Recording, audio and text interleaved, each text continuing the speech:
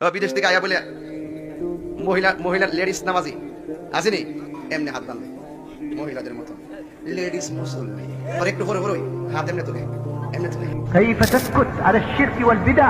আমি হয়তো প্রশ্ন করতাম, আমি হয়তো কাফের মুশরিক ফতোয়া দিতাম না, হয়তো আমি আজে বাজে কথা বলতাম না তার সম্পর্কে, হয়তো আমি এমন করে কথা বলতাম না যে এই মাঠের সব মানুষ হবে আমি বলতাম ঠিক কিনা, তারা সবাই বলতো ঠিক, আমি হয়তো এমন কিছু বলতাম না। আমি তাকে পেলে বলতাম বুখারী মুসলিমের যে হাদিসগুলো হাত বাঁধার বুকে, এগুলো কি জাল? যদি সে বলতো যে না এগুলো কি দাঈফ, যদি সে বলতো না এগুলো কি মুনকার, যদি সে বলতো না, তাহলে আমি তাকে বলতাম যে শিখেছে হাত বাঁধা বুকে শুধু সে হাফলেডিস নাকি যে সাহাবী শিখিয়েছে উনিও। এইভাবে হাত বেঁধে যারা নামাজ পড়ে তারা কি 2023 সালে যারা পড়ে তারা হাফলেডিস, নাকি ইমাম শাফিঈ রাহিমাহুল্লাহ, ইমাম আহমদ বিন হাম্বল রাহিমাহুল্লাহ ওনারাও হাফলেডিস ছিল? আমি জিজ্ঞেস করতাম হয়তো তাকে, আমি তাকে জিজ্ঞেস করতাম হয়তো কি বাংলাদেশ এরিয়াতে যারা এভাবে বুকে হাত বেঁধে নামাজ পড়ে পুরুষরা তারা হাফলেডিস, নাকি যে সাহাবী থেকে হাদিস বর্ণিত তিনি হাফলেডিস?